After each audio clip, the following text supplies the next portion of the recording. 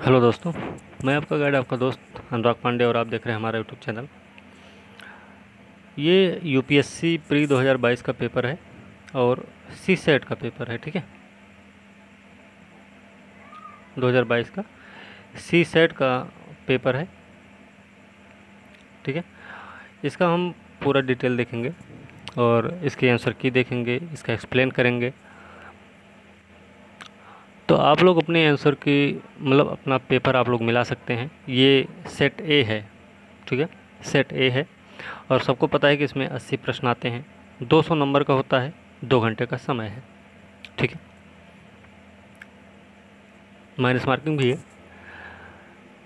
और देखेंगे फिर जीएस का, जैसे आंसर की आप लोगों को मिल चुकी होगी और जीएस का पेपर आप लोगों ने मिला भी लिया होगा, किसका कितना सही जा रहा है ये सब आपने देख लिया भी लिया होगा। लास्ट में हम एक बताएंगे कि कितना बन रहा है और कितना बनने के बाद आप तैयारी अपनी शुरू कर सकते हैं मेंस के लिए। और दूसरी बात यह है कि आज अभी हम हिंदी मीडियम वाला देखेंगे पेपर, इसके बाद हम इंग्लिश वाला भी अगले वीडियो में देख लेंगे। नहीं तो अगर हिंदी वाले से ही काम चल जाएगा तो अच्छी बात रहेगी। और ये सेट ए है तो किसी का सेट बी होगा, डी सी होगा, डी होगा, तो आप लोग अपने हिसाब से आप फिर देख लेना उसको। ठीक है, और हो सके तो हिंदी इंग्लिश माध्यम वाले भी कर देख सकते हैं यहाँ से। तो चलिए शुरू करेंगे इसका प्रश्न। और पहला प्रश्न इसका, जो कि परिच्छेद से ही इसकी शुरुआत होगी, कि मानव विकास की प्रगति बनाए रखने के लिए के सामने सबसे बड़ा खतरा इस रूप में दिखाई देता है कि उत्पादन और उपभोग के स्वरूप में दिनों दिन आधारणीयता बढ़ती जा रही है। वर्तमान उत्पादन मॉडल जीवाश्म ईंधनों पर बहुत अधिक निर्भर है। अब हम जानते हैं कि यह स्वरूप आधारित है क्योंकि ये संसाधन सीमित हैं। मानव विकास को सही अर्थों में धारणीय बनाने के लिए आर्थिक समृद्धि और ग्रीन हाउस गैस उत्सर्जन के बीच की घनिष्ठ संबद्धता को पृथक करने की ज़रूरत है। कुछ विकसित देशों ने पुनर्चक्रण, रिसाइकलिंग का प्रसार कर और सार्वजनिक परिवहन तथा आधारिक संरचना में निवेश कर इनके अति दुष्प्रभावों को कम करना आरंभ कर दिया है, किंतु अधिकांश विकासशील देशों को परिष्कृत ऊर्जा स्रोत की ऊंची कीमतों और अल्प उपलब्धता के कारण बाधाओं का सामना भी करना पड़ रहा। विकसित देशों को चाहिए कि वो विकासशील देशों के धारणीय मानव विकास की ओर जाने में सहायक बने। यह आपका परिच्छेद है। पहला प्रश्न है, निम्नलिखित में से किसके या किनके कारण उत्पादन के स्वरूप में अधारणीयता है? तो इसका जो सही उत्तर है, देखिए, जीवाश्म ईंधनों पर भारी निर्भरता और संसाधनों की सीमित उपलब्धता। इसका सही उत्तर पहला और दूसरा है, इसलिए इसका सही उत्तर हो जाएगा ए। ठीक है, इसका सही उत्तर ये हो गया। अगला प्रश्न देख लें। दूसरा नंबर प्रश्न है भाई, कि निम्नलिखित कथनों पर विचार करना। विकसित देश विकासशील देशों के धारणीय मानव विकास की ओर जाने में सहायक हो सकते हैं। स्टेटमेंट के रूप में दिया गया सही बताना में कि कम लागत पर परिष्कृत ऊर्जा स्रोत उपलब्ध कराकर। ठीक है, दूसरा है उनके सार्वजनिक परिवहन के सुधार के लिए नाम मात्र ब्याज दरों पर ऋण उपलब्ध कराकर। तीसरा स्टेटमेंट है उन्हें अपने उत्पादन और उपभोग के स्वरूपों को बदलने के लिए प्रोत्साहित करके। ठीक है, अगर आप यहाँ पे देखेंगे तो कैसे ये धारणीय विकास की ओर जाने में सहायक हो सकते हैं, तो यहाँ पे आप लोग देख सकते हैं क्या क्या चीज़ें भैया। रिसाइकलिंग का प्रसार है, सार्वजनिक परिवहन है, आधारित संरचना निवेश, ये सब है। फिर वो तो ठीक है, इसमें परिष्कृत ऊर्जा स्रोत की ऊंची कीमत है। ठीक है, तो पहला स्टेटमेंट तो इसका सही है। इसके अलावा अल्प उपलब्धता के कारण बाधाओं का, अल्प उपलब्धता भी है यहाँ पे। तो अल्प उपलब्धता मतलब उन्हें अपने उत्पादन उपभोग के स्वरूप को बदलने के लिए प्रोत्साहित करना। देखिए, पहला स्टेटमेंट तो पूरी तरह सही है इसका। ठीक है, दूसरे और तीसरे में उन्हें सार्वजनिक परिवहन के सुधार के लिए नाम मात्र ब्याज दरों पर ऋण उपलब्ध कराकर। तो ये दूसरा वाला स्टेटमेंट, क्योंकि आपको जो भी आंसर चूज करना वो यहीं से करना है। ठीक है, ऐसा कुछ यहाँ पे नहीं दिखा रहा कहीं भी, है ना, कुछ भी। ठीक है, तो पहला स्टेटमेंट इसका सही है और इसलिए इसका सही उत्तर ये हो जाएगा। ठीक है, दूसरा परिच्छेद देखते हैं। जब तक उन शक्तियों और प्रवृत्तियों को जो देश के पर्यावरण को नष्ट करने के लिए उत्तरदायी हैं निकट भविष्य में नियंत्रित नहीं किया जाता और अनाच्छादित क्षेत्रों में बृहद पैमाने पर वन रोपण आरंभ नहीं किया जाता। विषम जलवायु दशाएं और पवन तथा जल के द्वारा होने वाला भूक्षरण इस सीमा तक बढ़ जाएगा कि धीरे धीरे कृषि, जो हमारे लोगों का मुख्य आधार है, असंभव हो जाएगी और विश्व के मरुस्थलीय देश राजस्थान के हमारे अपने मरु प्रदेश बृहत् पैमाने पर हुए वनोन्मूलन के दुष्परिणामों की भयावह याद दिलाते हैं। ठीक है, मरु सदृश भूदृश्य अब गंगा सतलज के मैदानों, दक्कन पठार समेत देश के अन्य भागों में, ठीक है, अनेक स्थानों पर भी दिखाई देने लगे हैं। जहां कुछ ही दशक पहले बारहमासी सरिताओं और स्रोतों के साथ हरे भरे वन हुआ करते थे, वहां अब सिर्फ वर्षा ऋतु को छोड़कर सूखी सरिताएं और सूखे सोते तथा हरियाली से रिक्त भूरे मैदान दिखाई देते हैं। प्रश्न है, उपयुक्त परिच्छेद के अनुसार वनोन्मूलन अनाच्छादन के अंततोगत्वा निम्नलिखित में से क्या परिणाम हो सकते हैं? तो इसके परिणाम क्या हो सकते हैं भाई? इसमें मृदा संसाधन का क्षरण होगा। दूसरी चीज़, कृषि के लिए जल की कमी भी हो जाएगी। आम आदमी के लिए ज़मीन की कमी, ऐसा कोई उसमें ऑप्शन भी नहीं पढ़ा था हमने, तो इसका जो सही उत्तर वो हो जाएगा सी। ठीक है, अगला प्रश्न है, अनुक्रम है 20, 10, 10, 15, 30, 75 x में x का मान पूछा गया है। ठीक है, तो x का मान कितना हो जाएगा भाई? इसमें देखिए जो x का मान है वो होगा 225। ठीक है, अब ये नहीं पूछेंगे कि भाई 225 कैसे, लेकिन ये 225 इसका सही उत्तर होगा। ठीक है, ये याद रखना आप, 225 इसका सही उत्तर हो जाएगा, मतलब डी इसका सही उत्तर है। अगला प्रश्न है, किसी पहचान पत्र की संख्या है ABCDEFG, किंतु आवश्यक नहीं कि इसी क्रम में हो, जहां हर वर्ण किसी भिन्न अंक केवल 1, 2, 4, 5, 7, 8, 9 को निरूपित करता है। यह संख्या 9 से विभाज्य है। दाहिने से पहला एक अंक मिटाने पर परिणामी संख्या अंक 6 से विभाज्य है। मूल संख्या के दाहिने से 2 अंकों को मिटाने पर परिणामी संख्या अंक 5 से विभाज्य है। मूल संख्या के दाहिने से 3 अंकों को मिटाने पर परिणामी संख्या अंक 4 से विभाज्य है। मूल संख्या के दाहिने से 4 अंकों को मिटा दिया जाए तो परिणाम संख्या अंक 3 से विभाज्य होगा। मूल संख्या के दाहिने से 5वां अंक मिटाने पर क्या हो जाएगा? 2 से विभाजित होगा भैया। तो निम्नलिखित में से कौन सा इस संख्या के बीचों बीच 3 अंकों के योग का संभव हो? तो संभव क्या होगा भाई? इसमें देखिए इसका जो सही उत्तर है वो है 8। ठीक है, इसका सही उत्तर 8 है। देखिए जो भी आंसर बता रहे हैं इसमें ज़रूर 2-1 प्रश्न, क्योंकि हम भी बहुत कोई वो तो है नहीं, ठीक है, हाँ, लेकिन 2-1 प्रश्न का अंतर जरूर मिलेगा आपको। एग्जैक्ट नहीं होगा, ज़रूर 1-2 प्रश्न का अंतर आपको मिलेगा ही मिलेगा। ठीक, तो अगला प्रश्न देखते हैं। 6वां नंबर प्रश्न, 2 मित्र हैं X और Y, दौड़ना शुरू कर दिए। वो एक साथ 50 मीटर तक एक ही दिशा में दौड़ते हैं। एक बिंदु पर पहुंचते हैं, X दाहिनी ओर मुड़ जाता है, 60 मीटर दौड़ता है, जबकि Y बाएं ओर मुड़ता है, 40 मीटर दौड़ता है। इसके बाद X बाएं ओर मुड़ता है, 50 मीटर दौड़कर रुक जाता है, जबकि Y दाहिनी मुड़कर 50 मीटर दौड़कर रुकता है। अब दोनों मित्र एक दूसरे से कितनी दूरी पर हैं? तो जो इसका सही उत्तर है, ठीक है, अब देखिए कैसे इसको अगर हम सॉल्व कर लें कि 50 मीटर तक दोनों एक ही दिशा में, मान लीजिए वो दौड़ रहे होंगे उत्तर की तरफ, 50 मीटर गए एक साथ। ठीक है, अब ये हो रहा है कि X दाहिनी ओर मुड़ रहा है, X दाहिनी ओर मुड़ गया, इधर आ गया 60 मीटर, और Y जो है बाएं मुड़ गया, ये गया इधर 40 मीटर। ठीक है, अब X फिर से मुड़ रहा है 50 मीटर बाएं की तरफ। X फिर से बाएं मुड़ा तो दक्षिण की तरफ आया 50 मीटर, और ये दाहिने मुड़ेगा। कौन? नहीं, X ये है ना, X ये है, बाएं मुड़ गया, ये गया 50 मीटर, और Y दाहिने मुड़ता है, ये भी 50 मीटर गया। ठीक है, ये वाला नहीं है, ये भी 50 मीटर चला गया। ठीक है, अभी दोनों रुक गए हैं। अब देखिए 60 ये है, 40 ये है, तो दोनों को मिला के कितना हो जाएगा? 100 मीटर हो जाएगा। सही उत्तर ए हो जाएगा। ठीक है, अगला प्रश्न देखते हैं। 6 नंबर प्रश्न हो गया, और 7 नंबर प्रश्न देख लेते हैं। 7 नंबर प्रश्न है, निम्नलिखित में से जून 2009 के लिए 2099 के किस दिनांक को रविवार होगा? रविवार कब होगा भाई? ये होगा 7, कब होगा? 7 जून को। ठीक है, इसका सही उत्तर हो जाएगा 7 जून। याद रखना 7 जून इसका होगा। अगला प्रश्न है 8 नंबर कि 1840 के एक बिल का 50 रुपया, 20 रुपये और 10 रुपया मूल्य वर्ग के नोटों में भुगतान किया जाता है। कुल मिलाकर 50 नोट काम में आए हैं। निम्नलिखित का पर विचार करना है कि 50 वाले 25 नोट काम में आए और शेष भुगतान 20 वाले और 10 वाले नोटों में किया गया। ठीक है, तो इसमें क्या पूछा जा रहा है, कौन सा सही नहीं है।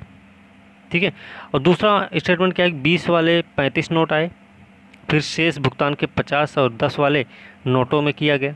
10 वाले 20 नोट आए, फिर एक है तीसरा वाला स्टेटमेंट, फिर शेष जो है 50 और 20 वाले नोट में किए गए। तो इसमें जो सही नहीं वो पूछा गया है। तो देखिए ऐसे ही है ना कि 1840 रुपया है टोटल।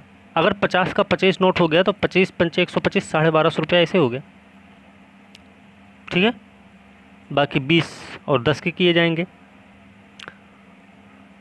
तो ये सही नहीं हुआ कि सही हो जाएगा।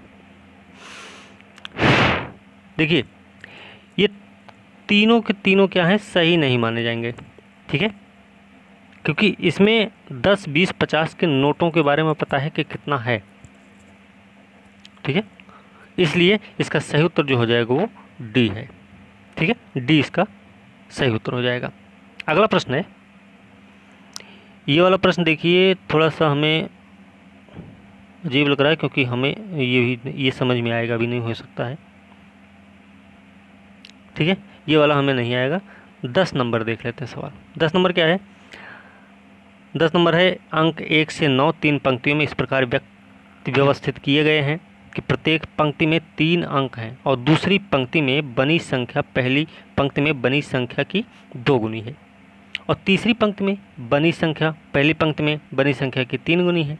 किसी अंक को 2 बार रखने की अनुमति नहीं है, ये भी ध्यान रखना है। यदि 4 अंक हैं 2, 3, 7 और 9 में से केवल 3 अंकों को पहली पंक्ति में व्यवस्थित करने की अनुमति हो तो इन 3 पंक्तियों में व्यवस्थित करने के लिए ऐसे कितने संयोजन संभव हैं। तो इसका जो सही उत्तर है वो है 2 प्रकार से इनका संयोजन किया जाएगा। ठीक है, सही उत्तर इसका सी है। ओके, चलिए अगला प्रश्न देखते हैं भाई। अगला प्रश्न फिर से परिच्छेद से ही संबंधित है कि जूते गांठने जैसे साधारण से काम के लिए हम सोचते हैं कि कोई विशेष प्रशिक्षण प्राप्त व्यक्ति ही हमारे इस काम को कर सकेगा। ठीक है, लेकिन राजनीति में हम मान लेते हैं कि हर कोई जो मत प्राप्त करना चाहता है वह राज्य का शासन करना जानता है। बीमार पड़ने पर हमें एक प्रशिक्षित चिकित्सक की आवश्यकता होती है जिसकी डिग्री उसकी खास तैयारी और तकनीकी क्षमता की गारंटी होती है। हमारी तलाश यह नहीं होती कि चिकित्सक सबसे सुंदर हो या सबसे अच्छा वक्ता हो। तो फिर जब पूरा राज्य ही बीमार है तो क्या हमें इसकी तलाश नहीं होनी चाहिए कि हमें सबसे बुद्धिमान और सबसे उत्तम व्यक्ति की सेवा और मार्गदर्शन मिले। तो 11 नंबर प्रश्न क्या भाई, निम्नलिखित कथनों पर में से कौन सा एक इस परिच्छेद के लेखक के संदेश को सर्वोत्तम रूप से प्रतिबिंबित करता है। तो इसका जो सही उत्तर है वो है, हम मान लेते हैं कि गणतंत्र में कोई भी राजनीतिज्ञ देश का शासन चलाने के योग्य है। ऐसा नहीं कि राजनीतिज्ञों को प्रशासन में प्रशिक्षित लोगों में से चुना जाना चाहिए। तो इसका सही उत्तर बी हो जाएगा। ठीक है, इसका सही उत्तर बी हो जाएगा। ठीक, 11 का सही उत्तर बी है। 12 में भी परिच्छेद है। अब परिच्छेद देख लेंगे हमारे हिसाब से, या फिर देख लेते हैं। गरीबी रेखा नितांत असंतोषजनक हो जाती है जब यह समझने की बात आती है कि भारत में गरीबी का प्रसार कहाँ तक है। तो केवल इसलिए नहीं है कि इसकी परिभाषा बहुत ही संकीर्ण है। ठीक है, कि गरीब कौन है और गरीब की गणना करने की क्रिया पद्धति विवादास्पद है, बल्कि यह इसके अंदर निहित अपेक्षाकृत अधिक अपर्याप्त क्रय शक्ति के रूप में समझने पर अनन्य रूप से निर्भर है। ठीक है, इसे बेहतर रूप में आय निर्धनता, कुल मिला के यही वाला है। ठीक है, ये थोड़ा सा परिच्छेद नहीं पढ़ेंगे हम सब। इसका सीधा सीधा प्रश्न देख लेते हैं। तो इसका जो सही उत्तर है ना, उसका सही उत्तर है कि भारत में अपनाई गई गरीब की गणना कि क्रिया पद्धति विवादास्पद क्यों है? क्योंकि यह गरीबी को अपर्याप्त आय या अपर्याप्त क्रय शक्ति के रूप में प्रस्तुत करने पर आधारित है। तो सही उत्तर इसका डी हो जाएगा। ठीक है, ये 12 नंबर प्रश्न था। जो प्रश्न हमें नहीं आएंगे भाई वो हम नहीं करेंगे, ठीक है, ज़बरदस्ती नहीं करेंगे, ठीक है, कि जिससे आपको नुकसान हो। अगला प्रश्न है, आय निर्धनता गरीब की गणना की एकमात्र माप क्यों है? तो ये क्यों है भाई? क्योंकि यह अन्य सभी की उपेक्षा कर केवल एक प्रकार के वंचन की बात करती है। तो इसका सही उत्तर क्या हो जाएगा? ए हो जाएगा। ठीक, अगला प्रश्न है, जीवन निर्धनता से लेखक का क्या तात्पर्य है भाई? जीवन निर्धनता से लेखक का क्या तात्पर्य है? तो लेखक का तात्पर्य है भाई कि मानव जीवन में वे सभी वंचनाएं जो केवल आय की कमी से ही नहीं बल्कि वास्तविक अवसरों की कमी से उत्पन्न होते हैं। तो सही उत्तर इसका ए हो जाएगा। 14 का ए हो गया। 15 नंबर क्या है फिर? 15 नंबर प्रश्न है, एक्स और वाई 300 मीटर लंबे वृत्तीय मार्ग से, ये नहीं देखेंगे, ठीक है, इसको छोड़ देते हैं क्योंकि ये थोड़ा सा हमें अजीब लगेगा और हम सॉल्व नहीं कर पाएंगे। 16 नंबर देख लेते हैं। यदि अंग्रेजी वर्णमाला के क्रम को उल्टा कर दिया जाए, ठीक है, और नए क्रम में आया हर वर्ग उस वर्ण को निरूपित करे जिसका मूल स्थान उसने लिया है, तो निम्नलिखित में से कौन सा एक लखनऊ को निरूपित करता है? लखनऊ को कौन निरूपित करेगा भाई? देखिए 16 नंबर प्रश्न है और 16 नंबर प्रश्न का उत्तर है डी। क्या है? OFXPMLD, इसका सही उत्तर यही है। ठीक है, अच्छा 15 नंबर देख लें एक बार, वैसे अभी सॉल्व होगा नहीं और कुछ गड़बड़ हो सकता है इसमें। फिलहाल देख लें कि एक्स और वाई 300 मीटर लंबे वृत्तीय मार्ग में दौड़ते हुए 3 किलोमीटर की दौड़ लगाते हैं। उनकी चाल जो है 3:2 के अनुपात में है।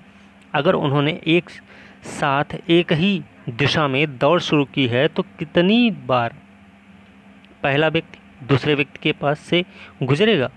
ठीक है, हमें बताना है। तो कितनी बार गुजरेंगे भैया? ये दोनों गुजरेंगे एक दूसरे के पास से 3 बार, ठीक है ना? कितनी बार गुजरेंगे? 3 बार गुजरेंगे। ठीक है, तो ये भी हो गया। अगला प्रश्न देखते हैं 17 नंबर। 17 नंबर प्रश्न क्या है भाई? 150 प्रतियोगी, 17 नंबर है, 150 प्रतियोगी वाले किसी शतरंज टूर्नामेंट में जब जब कोई खिलाड़ी बाजी हारता है उसे बाहर कर दिया जाता है। यह निश्चित किया गया है कि कोई भी बाजी बराबरी पर निर्णीत नहीं होगी। इस पूरे टूर्नामेंट में कितनी बाजियां खेली गई हैं? तो इसका जो सही उत्तर है वो है 149। ठीक है, इसका सही उत्तर 149 है।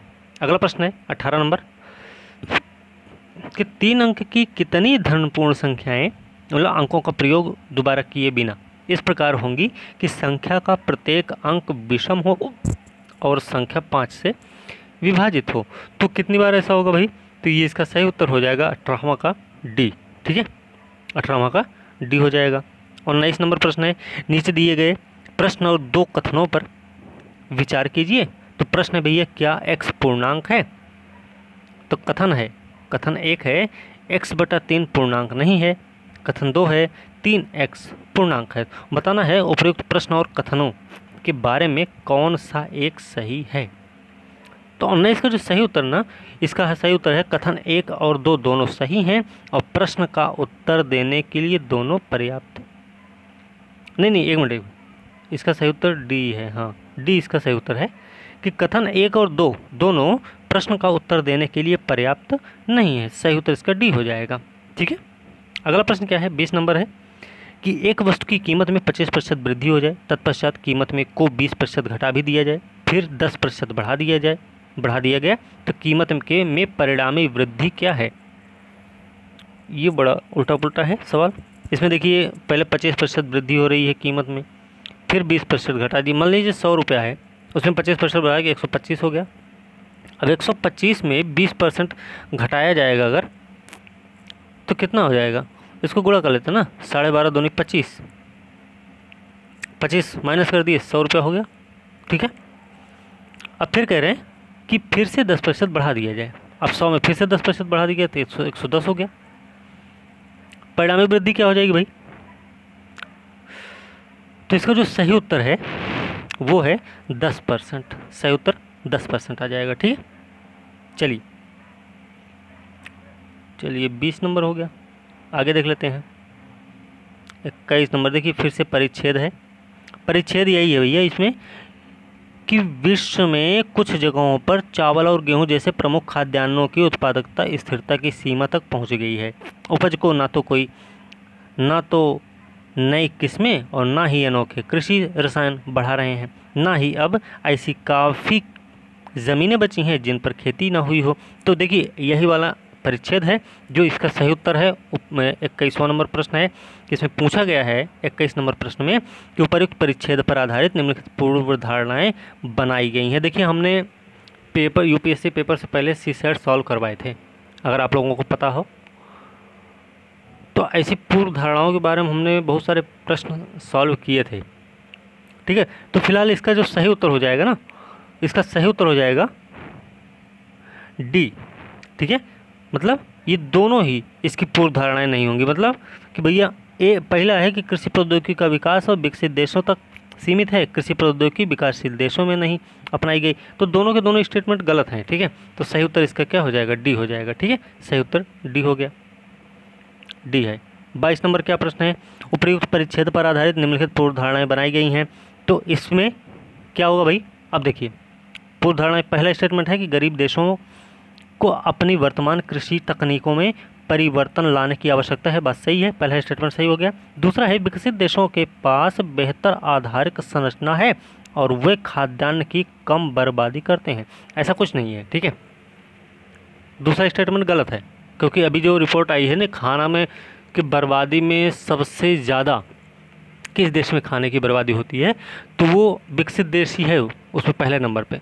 ठीक है, तो दूसरा स्टेटमेंट यहाँ पे गलत है, पहला स्टेटमेंट सही, इसका सही उत्तर ए हो जाएगा। मतलब 22 का पहला सही हो गया। ठीक है, 23 नंबर है उपरोक्त परिच्छेद पर आधारित निम्नलिखित पूर्व धारणाएं बनाई गई हैं। पहला स्टेटमेंट भावी पीढ़ियों के लिए पर्याप्त खाद्यान्न उपजाना चुनौतीपूर्ण कार्य होगा। ठीक है, और दूसरा स्टेटमेंट है कि कॉरपोरेट कृषि गरीब देशों में खाद्यान्न सुरक्षा के लिए लाभप्रद विकल्प है। गरीब देशों में खाद्यान्न सुरक्षा के लिए देखिए क्या है ना कि पहला स्टेटमेंट जो था कि सही बताना वैध बताना है, तो भावी पीढ़ियों के लिए पर्याप्त खाद्यान्न उपजाना चुनौतीपूर्ण कार्य होगा, ये तो पहला वाला सही है। लेकिन जो दूसरा वाला स्टेटमेंट है ये थोड़ा सा सही नहीं लग रहा। ठीक है, गरीब देशों में खाद्यान्न सुरक्षा के लिए लाभप्रद विकल्प है कॉरपोरेट कृषि। ठीक है, तो दूसरा स्टेटमेंट गलत है, इसका पहला सही उत्तर है, तो सही उत्तर इसका ए हो जाएगा। ठीक, 23 नंबर हो गया। और हम अब परिच्छेद पर नहीं, थोड़ा मैथ पर ध्यान दे देते हैं क्योंकि वीडियो बड़ी लंबी हो जाएगी ना नहीं तो। चलिए 24 नंबर प्रश्न देखते हैं भाई। वर्ग है ABCD, वर्ण है ABCD और ई इस तरह से व्यवस्थित किए गए हैं कि ए और ई के बीच यथावत दो वर्ण हैं, ए और ई के बीच में। इस तरह कितनी व्यवस्थाएं संभव होंगी? ठीक है, तो 24वां का जो सही उत्तर ना वो है सी, 24। ठीक है, अगला प्रश्न है 25 नंबर है कि नीचे दिए गए प्रश्न और दो कथन बताना। प्रश्न है भैया क्या जेड एक्स का भाई है? तो कथन एक है वाई का भाई एक्स है और जेड का भाई वाई है। कथन दो है एक्स वाई और जेड सहोदर भाई बहन हैं। तो 25 में जो सही उत्तर है वो है कि कथन एक और कथन दो दोनों प्रश्न का उत्तर देने के लिए पर्याप्त नहीं है। सही उत्तर इसका डी हो जाएगा। ठीक है, चलिए अगला प्रश्न है कि 26 नंबर प्रश्न भाई कि 1.01 किलोमीटर लंबी सड़क के एक किनारे पर एक दूसरे से समान दूरी पर 101 पौधे लगाए गए हैं। 5 क्रमागत पौधों के बीच की कुल कितनी दूरी होगी? तो कितनी दूरी हो जाएगी भाई? ये हो जाएगी 40.4 मीटर, मतलब 1.1 किलोमीटर की लंबाई है। 101 पौधे लगाए गए हैं। ठीक है, बराबर दूरी पर लगाए गए हैं। तो 101 पौधे 1.01 किलोमीटर पर लगाए जाएंगे, मतलब समझ रहे हैं ना। 1 किलोमीटर बराबर कितना होता है? 1000 मीटर। ये 0.01 भी तो है, तो इसका मतलब क्या है कि डबल जीरो ये भी कर दें, ऐसे होगा। तो कुल मिला के ये हो जाएगा 1001 मीटर। 101 से अगर हम नॉर्मल डिवाइड कर देंगे तो जितना भी होगा कुल मिला के, इसमें जो सही उत्तर आएगा उसका सही उत्तर हो जाएगा 40.4 मीटर। ठीक है, चलिए अगला प्रश्न देखते हैं। 27 नंबर प्रश्न है, ए बी और सी तीन स्थान इस प्रकार से हैं कि ए से बी के लिए 3 भिन्न रास्ते हैं, बी से सी के लिए 4 रास्ते हैं और ए से सी के लिए 3 भिन्न रास्ते हैं। इन रास्तों का प्रयोग कर कोई व्यक्ति कितनी भिन्न मार्गों से ए से सी तक जा सकता है? तो हमें इसका उत्तर बताना है। कितने मार्गों से जाएगा भैया? ये जाएगा 15 रास्तों से होकर जाएगा। ठीक है, सही उत्तर सी हो जाएगा। अगला प्रश्न है, ए के पास कुछ सिक्के हैं, वह उनमें से आधे सिक्कों में 2 और सिक्के मिलाकर बी को दे देता है। बी उनमें से आधे सिक्के में से 2 और सिक्के मिलाकर सी को देता है। सी उनमें से आधे सिक्कों में 2 और सिक्के मिलाकर डी को दे देता है। अब डी के पास अब जितने सिक्के हैं वह 2 अंकों की लघुत्तम संख्या है। शुरू में ए के पास कितने सिक्के रहे होंगे? तो कितने सिक्के शुरू में रहे होंगे भैया? ए के पास रहे थे 52। ठीक है, 52 सिक्के थे। अगला प्रश्न देखें, श्रेणी है ए बी सी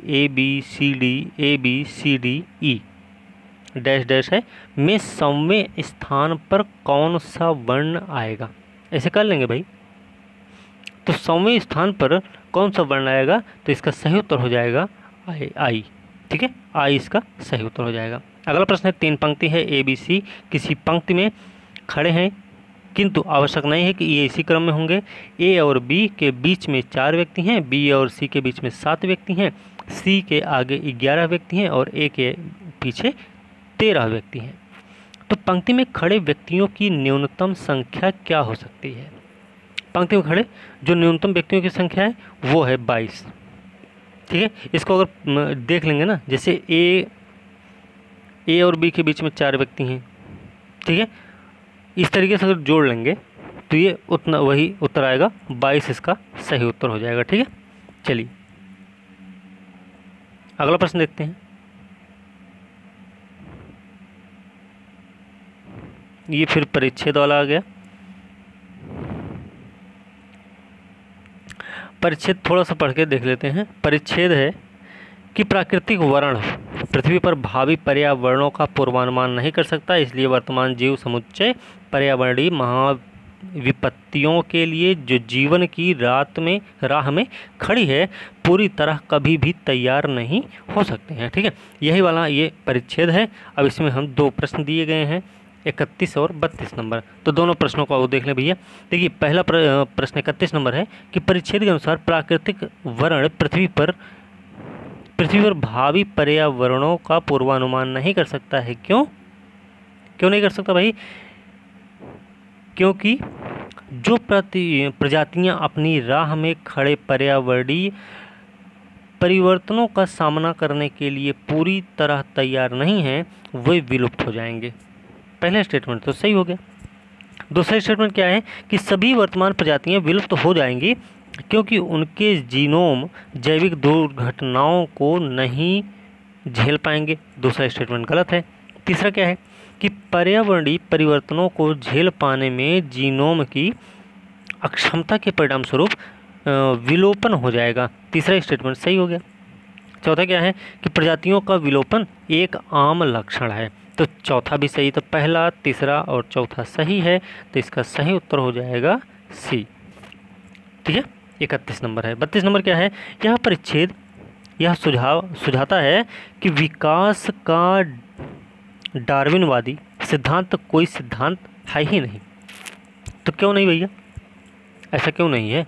तो इसका इसलिए नहीं है क्योंकि विलोपन जो है ना पर्यावरणीय और जैविक हमलों की क्रिया होती है। इसका सही उत्तर बी हो जाएगा। ठीक है, ये हो गया 32 नंबर प्रश्न। चलिए अगला प्रश्न देख लेते हैं।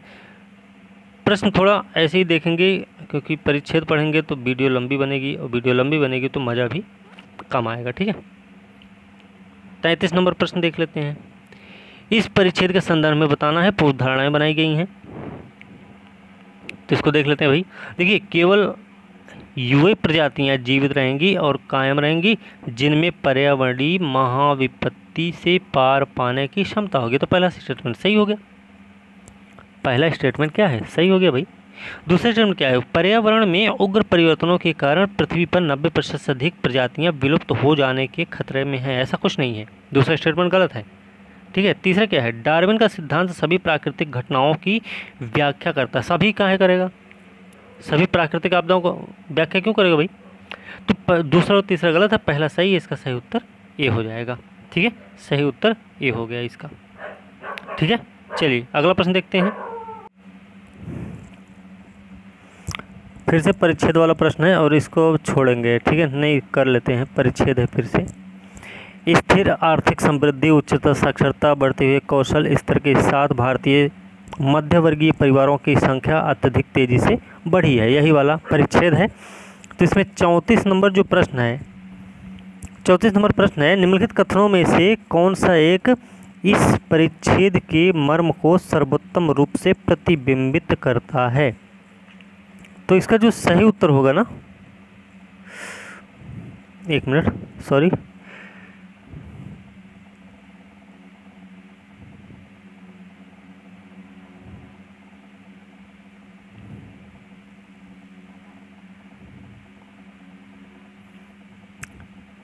तो कौन प्रतिबिंबित करेगा भाई। देखिए, इसका जो सही उत्तर है ना वो है डी। क्या है भैया, आने वाले वर्षों में भारत में जल प्रबंधन प्रणालियों में नाटकीय बदलाव लाने की आवश्यकता है। तो इसका सही उत्तर डी हो जाएगा। 35 नंबर प्रश्न है, एक्स सप्ताह है, एक्स दिन है, एक्स घंटा है, एक्स मिनट है, एक्स सेकंड है। कुल कितने सेकंड हैं। सप्ताह भी है, दिन भी, सब एक एक ही ले लेते हैं।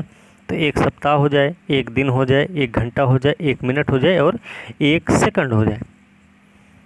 तो सबको अगर प्लस कर लिया जाए तो कितना हो जाएगा। 35 नंबर प्रश्न है। तो इसका जो सही उत्तर हो जाएगा वो हो जाएगा 69, 48, 61 एक्स। ठीक है, सही उत्तर डी हो जाएगा।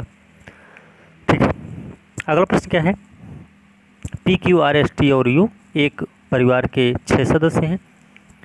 क्यू का पति पत्नी आर है, टी की माता जो है यू है और यू की पुत्री यस है। ठीक है, पी की पुत्री टी है और आर का पुत्र पी है। इस परिवार में 2 दंपत्ति हैं, मतलब 2 शादीशुदा लोग हैं। ठीक है, तो पूछा गया निम्नलिखित में से कौन सा एक इसमें सही होगा। तो इसमें सही कौन सा होगा भाई। तो देखिए, इसमें जो सही है ना वो हो जाएगा क्यू की प्रपौत्री या दौहित्री टी है। इसका सही उत्तर हो जाएगा डी, 36 का। ठीक है, 36 का डी हो जाएगा। चलिए अगला प्रश्न देखते हैं। थोड़ा सा ये सब हैं तो इसमें 37, 38 ये सब आप लोग किए होंगे। चलिए 37 नंबर एक देख लेते हैं। ये थोड़ा सा वो है, रीजनिंग का सवाल है ना, इसको देख लेंगे थोड़ा। कि किसी राज्य के 3 शहर हैं पी क्यू आर, इनके बारे में नीचे दिए गए प्रश्न हैं और 2 कथन के रूप में बताया गया है। कहा गया प्रश्न है कि शहर पी और क्यू से कितनी दूरी पर है। तो कथन है भैया, शहर क्यू शहर आर से 18 किलोमीटर दूर है। कथन 2 है, शहर पी शहर आर से 43 किलोमीटर दूर। दोनों मतलब निम्नलिखित से कौन सा एक सही होगा। तो इसमें देखिए जो सही होगा ना वो हो जाएगा कि कथन 1 और कथन 2 दोनों ही प्रश्न का उत्तर देने के लिए पर्याप्त नहीं है भाई। 1 में 18 बताया गया, ठीक है, और 1 में 43 बताया गया। तो कैसे हम मान लें पी क्यू आर हैं तो क्यू आर के बीच में 18 किलोमीटर दूरी हो, पी आर के बीच में 43 किलोमीटर हो, तो कैसे निश्चित हो जाएगा। तो दोनों के दोनों गलत हो जाएंगे ना, सही उत्तर डी हो जाएगा।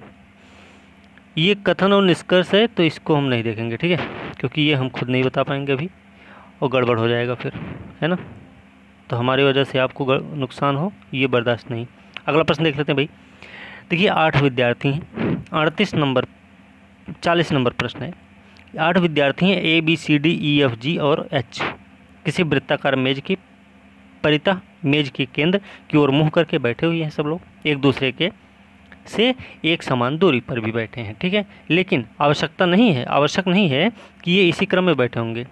तो बैठे कैसे भैया? देखिए अब कहा गया इसमें कि बी और डी ना तो सी के सन्निकट हैं ना ही सी के ठीक सामने बैठे हैं। ई और डी के बीच में ए बैठा है और बी और एच के बीच में एफ बैठा हुआ है। इतना इन्होंने बता दिया है। तो पूछा गया है निम्नलिखित में से कौन सा एक निश्चित रूप से सही है। तो इसमें जो सही है वो है डी, उपर्युक्त में से कोई नहीं है कि जो निम्नलिखित में से कौन सा एक निश्चित रूप से सही है। तो ये सब के सब क्या हैं? कोई भी सही नहीं है। सही उत्तर इसका डी हो जाएगा, ठीक है। ये हो जाएगा 40 नंबर प्रश्न हो गया। ये निष्कर्ष कथन वाला प्रश्न हमसे गड़बड़ा जाएगा, ठीक है, आप लोगों को नहीं, फिर आप लोग भी समस्या में आ जाएंगे।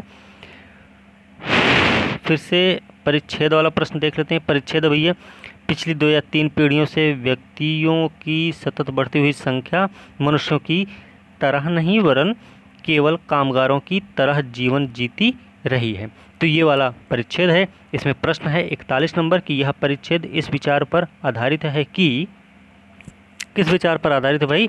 तो इसके देखिए इस विचार पर आधारित है कि हमारे युग की सबसे बड़ी बुराई अत्यधिक कार्य तनाव है। तो सही उत्तर इसका बी हो जाएगा। अगला प्रश्न है 42 नंबर कि मनुष्य आत्म उन्नति की तलाश नहीं करता है। क्यों नहीं करता भाई? क्योंकि उसके पास इसके लिए समय नहीं है। सही उसका उत्तर इसका बी हो जाएगा। अगला प्रश्न फिर से देखते हैं परिच्छेद भैया कि देखिए प्रश्न ये परिच्छेद क्या है कि जनांकीय लाभांश का अवसर जो भारत में शुरू हो चुका है और जिसके और कुछ दशकों तक चलने की संभावना भी है, यही वाला परिच्छेद है, ठीक है। पूरा परिच्छेद पढ़ने की ज़रूरत नहीं हमें, क्योंकि आप लोगों ने पढ़ के ही पेपर दिया है। तो 43 नंबर हम प्रश्न सीधा देख लेते हैं।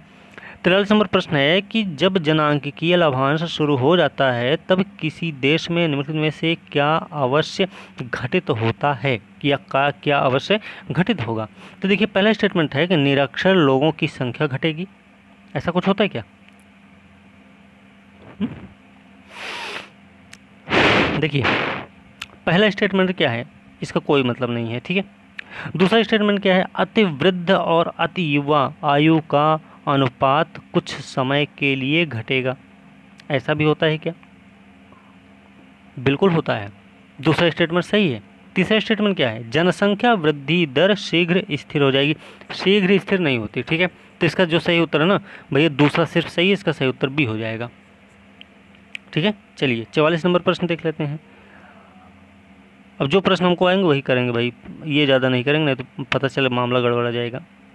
अगला प्रश्न है इस परिच्छेद का संदर्भ लेते हुए निम्नलिखित में से कौन से अनुमान निकाला जा सकता है या निकाले जा सकते हैं। पहला स्टेटमेंट है जनांकीय लाभांश किसी देश के लिए तेजी से इसकी आर्थिक समृद्धि दर बढ़ाने के लिए एक अनिवार्य दशा है।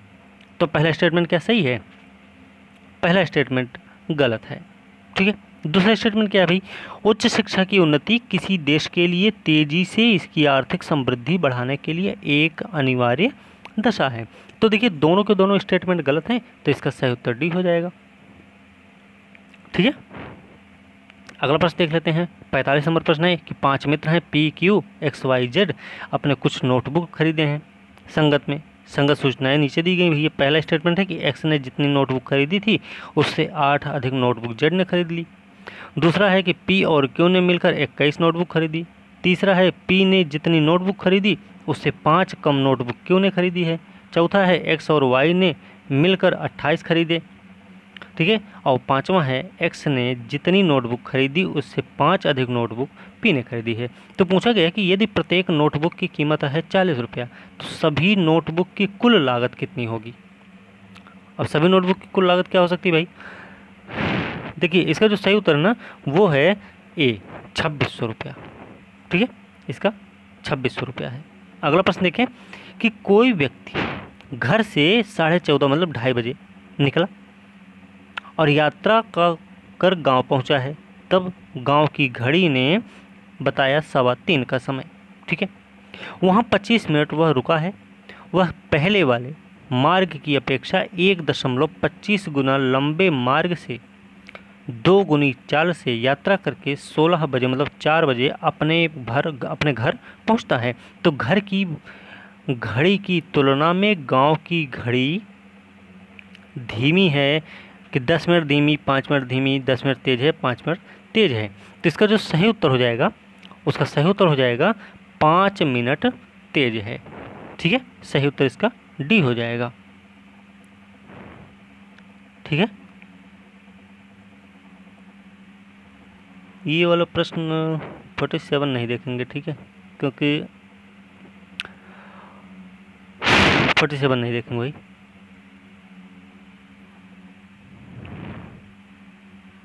अगला प्रश्न है 48 नंबर कि 6 व्यक्ति हैं ABCDE और F किसी वृत्ताकार मेज के परितः बैठे हुए हैं। सब लोग ऐसे इसी तरह नहीं में बैठेंगे।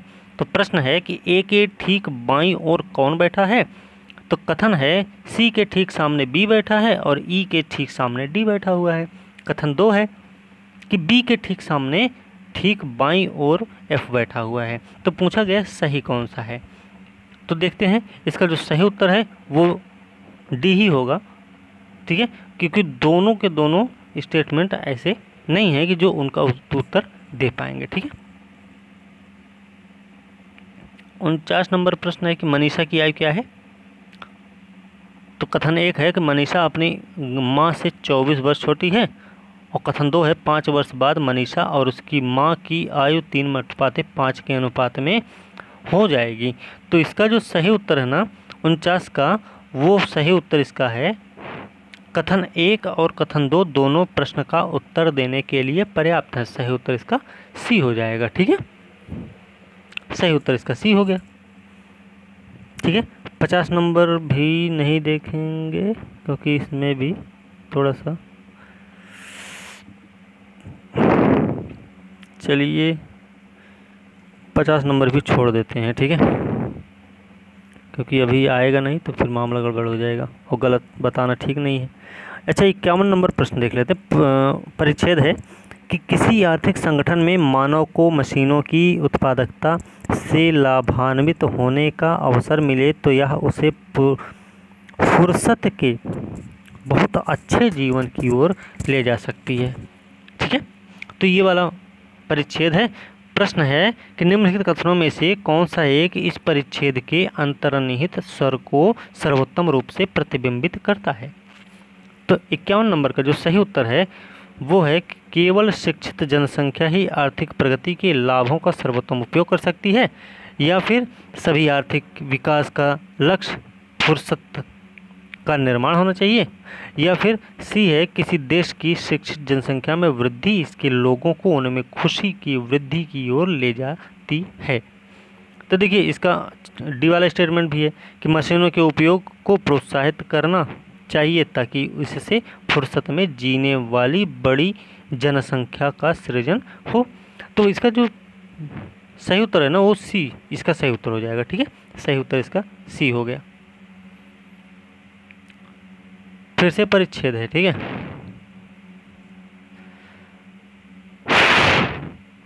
52 नंबर प्रश्न है। अच्छा, परिच्छेद क्या है। अगर उपहार अब जबकि हम बड़े हो चुके हैं हम में कम रोमांच पैदा करते हैं तो शायद यह इसलिए है कि हमारे पास पहले से ही बहुत कुछ है। तो ये वाला परिच्छेद है। तो प्रश्न है 52 नंबर। तो प्रश्न में क्या है भी, प्रश्न है कि इस परिच्छेद का संदर्भ लेते हुए निम्नलिखित कथनों में कौन सा एक सही होगा। तो 52 को जो सही उत्तर है वो हो जाएगा कि उपहारों में वयस्कों के कम रोमांचित महसूस करने के एक से अधिक कारण हो सकते हैं। क्योंकि परिच्छेद आप पढ़ेंगे तो ऐसा मालूम हो जाएगा। सही उत्तर इसका बी हो जाएगा। ठीक है, अगला प्रश्न देखते हैं।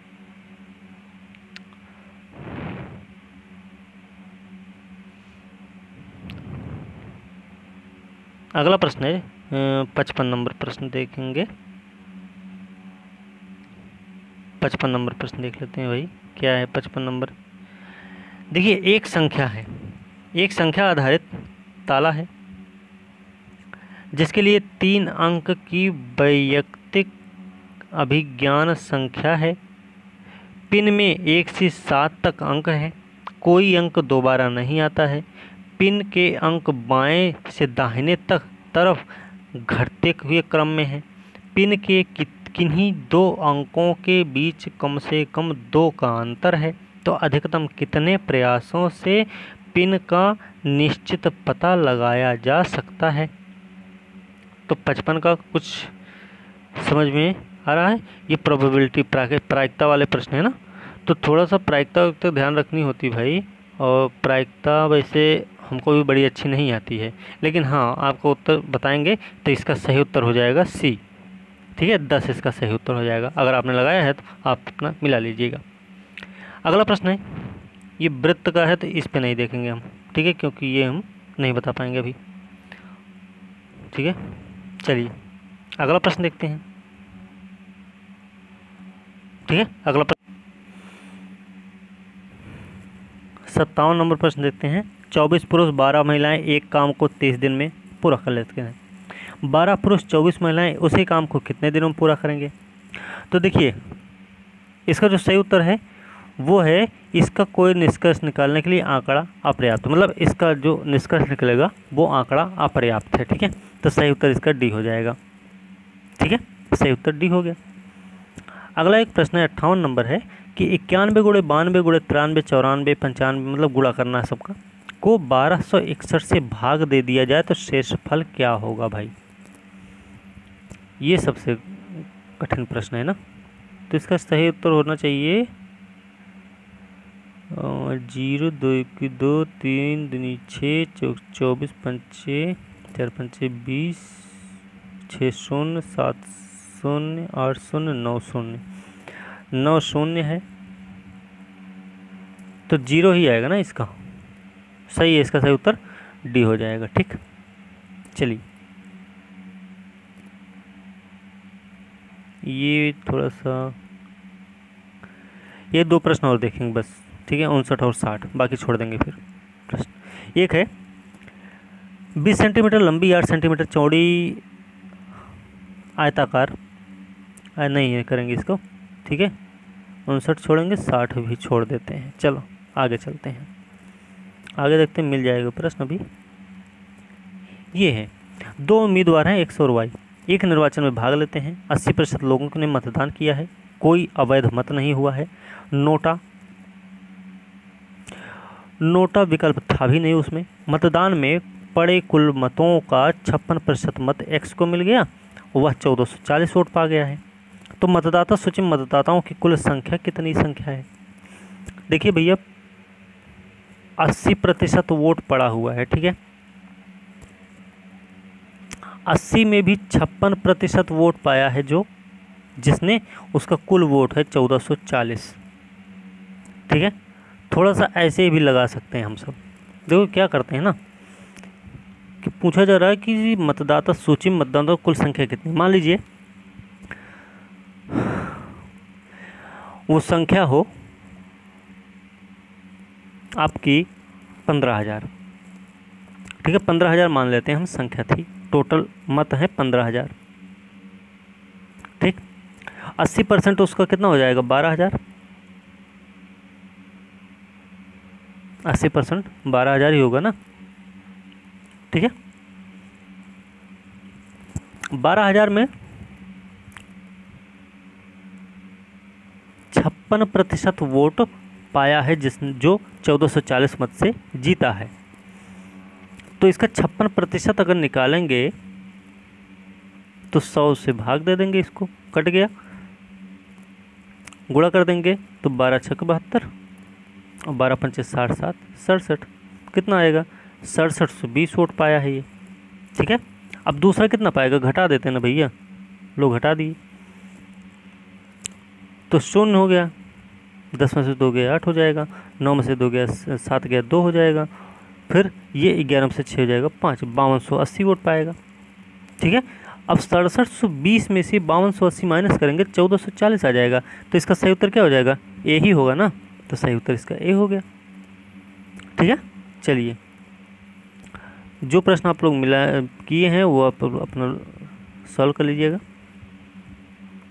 ठीक है, और कौन सा देख लें? चलिए एक 65 नंबर भी देख लेते हैं। 65 नंबर प्रश्न है, 65 नंबर प्रश्न है कि 1000 से बड़ी वह लघुत्तम संख्या कौन सी है जिसे 6, 9, 12, 15, 18 से किसी एक से भी विभाजित करें तो शेषफल 3 बच जाए। 1000 से बड़ी कोई संख्या होगी, तो 1000 से बड़ी कोई संख्या कौन सी हो सकती भैया? देखिए इसमें 10 अगर हम देखें तो एलसीएम निकाल लेते हैं ना इन सब का, 6, 9, 12, 15, 18 का एलसीएम निकाल लेंगे। ठीक है, तो ऐसे निकाल लेंगे तो ये कुल मिला के 1083 आ जाएगा। सही उत्तर इसका सी हो जाएगा। अगला प्रश्न है कि मान लीजिए, छोड़ दीजिए उसको, 66 छोड़ते हैं, 67 देखते हैं। दो धन पूर्णांक संख्याएं पी और क्यू के बारे में है, जो इस प्रकार है कि पी अभाज्य क्यू भाज्य संख्या है। तो कथनों पर विचार करना है। तो पहला स्टेटमेंट है पी गुणे क्यू विषम संख्या हो सकती है, क्यू बटा पी अभाज्य संख्या हो सकती है। तीसरा स्टेटमेंट है पी प्लस क्यू अभाज्य संख्या हो सकती है। तो इसमें सही कौन सा हो सकता है? तो देखिए इसमें जो सही है ना वो तीनों के तीनों सही है। ठीक है, सही उत्तर डी हो जाएगा। ठीक है, 67 हो गया, 65 हो गया। अब देख लेते हैं परिच्छेद है, परिच्छेद रुकिए, परिच्छेद एक है अनुसंधान को प्रोत्साहित करना किसी विश्वविद्यालय के कार्यों में से एक है। समकालीन विश्वविद्यालयों ने अनुसंधान को प्रोत्साहित किया है, न केवल उन मामलों में जहां अनुसंधान आवश्यक है बल्कि सभी प्रकार के पूर्ण अलाभकर विषयों में भी ऐसा होता है। तो भैया हमने यही वाला परिच्छेद है हमारा। प्रश्न है 71 नंबर प्रश्न है। ठीक है, प्रश्न है कि वैज्ञानिक अनुसंधान के बारे में लेखक की पूर्व धारणा क्या है? पूर्व धारणा यह है कि, कैसी पूर्व धारणा भाई? पूर्व धारणा यह है कि यह कभी भी कुछ न कुछ मूल्य के बिना नहीं होता है। तो सही उत्तर इसका सी हो जाएगा। ठीक है, अगला प्रश्न देख लेते हैं कि लेखक के अनुसार पूछा गया है, लेखक के अनुसार 72 नंबर प्रश्न है। तो लेखक के अनुसार ना किसी प्रबुद्ध अन्वेषक के लिए कोई भी अनुसंधान परिणाम महत्व का हो सकता है। सही उत्तर इसका सी हो जाएगा। ठीक है, अगला प्रश्न एक और परिच्छेद है 73 नंबर, ये भी देख लेते हैं। बाढ़ और सूखे की समस्याओं का सबसे अच्छा समाधान कैसे किया जा सकता है कि नुकसान कम से कम हो और तंत्र लचीला बन जाए? तो देखिए अब यही वाला परिच्छेद है। प्रश्न है 73। प्रश्न है कि निम्नलिखित में से कौन सा एक व्यावहारिक तर्कसंगत और टिकाऊ समाधानों को सर्वोत्तम रूप से प्रतिबिंबित करता है? तो 73वां का जो सही उत्तर हो जाएगा वो हो जाएगा कि बांधों और जलभरों के जरिए जल का सुरक्षित भंडार रखना। सही उत्तर इसका डी हो जाएगा। 73 का डी हो गया फिर। ठीक है, अगला प्रश्न भी देख लेते हैं भाई, लास्ट में ही चलेंगे। 1 मिनट, 74 नंबर क्या है भैया? 74 नंबर हमें आएगा, छोड़ देते हैं, वो कुछ अनात्मक धनात्मक पूछ रहा है। ठीक है, छोड़ दो उसे। 75 नंबर है अनुक्रम 2, 12, 36, 80, 150 और x में x का मान बताना। भाई देखिए इसमें जो x का मान बताना है ना उसका सही उत्तर हो जाएगा 252। ठीक है, 76 169 अंक है अंग्रेजी वर्णमाला से 100, ये भी छोड़ दो। 77 भी छोड़ देते हैं, 9 प्याले इस तरह सजा कर रखे हैं। चलिए 77 भी छोड़ते हैं। 78 देख लेते हैं कि 3 क्रमागत पूर्णांकों का योग उनके गुणनफल के बराबर है। तो ऐसी कितनी संभावनाएं हो सकती हैं भाई? ऐसी कितनी संभावनाएं होंगी? तो इसका जो सही उत्तर ना वो संभावनाएं 3 हो जाएंगी। 3 क्रमागत पूर्णांकों का योग। ठीक है, तो 3 इसका सही होगा, मतलब सही हो जाएगा इसका सही उत्तर हो जाएगा सी। 79 नंबर प्रश्न है। 79 नंबर क्या है? कितनी संख्याएं हैं जहां x और y छोड़ दीजिए भैया, क्योंकि ये हमसे भी नहीं हो पाएगा अभी। ठीक है, 80 नंबर देख लें। ABC का औसत भार है 40 kg, BDE का औसत है 42 kg, F का भार B के भार के बराबर है। तो ABCDE और F का औसत भार क्या है? अब अगर देखा जाए तो ABC का औसत भार 40 है, 40 गुणे 3 कर देंगे 120 उसका आ जाएगा। फिर BDE का औसत भार 42 है, तो 42 का 3 गुणा कर देंगे, 3 दूनी 6 हो जाएगा, 3 चौक 12, 126 kg हो गया।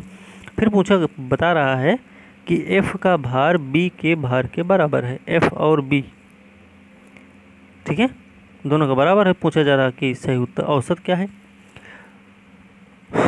तो इसका जो औसत होगा ना, उसका औसत हो जाएगा 41 kg, ठीक है। 6 लोग हैं ना, तो इनको हम प्लस कर लेंगे और उधर F और B का माइनस कर देंगे, ठीक है। तो सही उत्तर हमारा कितना आ जाएगा, 41 kg आ जाएगा। सही उत्तर इसका C हो जाएगा। तो इसी के साथ भैया क्या है कि ये CSAT वाला पेपर UPSC का समाप्त हो गया है। और देखिए जो पिछली कट ऑफ रही है, पिछली जो UPSC की कट ऑफ रही है ना, वो करीब 90 नंबर की कट ऑफ गई थी, ठीक है। तो इस बार का भी पेपर कुछ कम नहीं था, अच्छा खासा पेपर है भाई। तो जो कट ऑफ है, अगर आपका 49 प्रश्न बन रहा है ना, तो मान के चलिए और आपको अपने मेंस की तैयारी शुरू कर देनी चाहिए, ठीक है। बाकी CSAT में क्वालिफाई होंगे उसके बाद की बात कर रहे हैं, पता चले कि आप इसी को माने और CSAT में गड़बड़ ही हो, तो ठीक है। CSAT में आप पास होंगे और इतना प्रश्न अगर आपको बन रहा है तो आप अपना तैयारी शुरू कर सकते हैं मेंस की। तो फिलहाल इसी के साथ आज की वीडियो हम समाप्त करेंगे। अगली वीडियो जो होगी वो UPPCS प्री 2022 के CSAT से संबंधित होगी, ठीक है। अब UPSC प्री 2022 के GS फर्स्ट पेपर का नहीं देखेंगे, क्योंकि उसके आंसर की बहुत सारे संस्थानों के द्वारा जारी कर दी गई है और आप लोगों ने देख भी लिया होगा, अपना मिलाया भी होगा। तो UPPCS का GS का पेपर हमने अपलोड कर रखा है, उसका सॉल्यूशन पूरा दे रखा है, उसमें बता रखे हैं, तो उसको आप लोग देख लीजिए। बाकी UPPCS प्री का जो पेपर CSAT वाला है उसको भी हम अगली वीडियो कर देंगे कवर। तो इसी के साथ आज की वीडियो हम समाप्त करते हैं। अगले वीडियो के साथ कल मिलते हैं, तब तक के लिए धन्यवाद।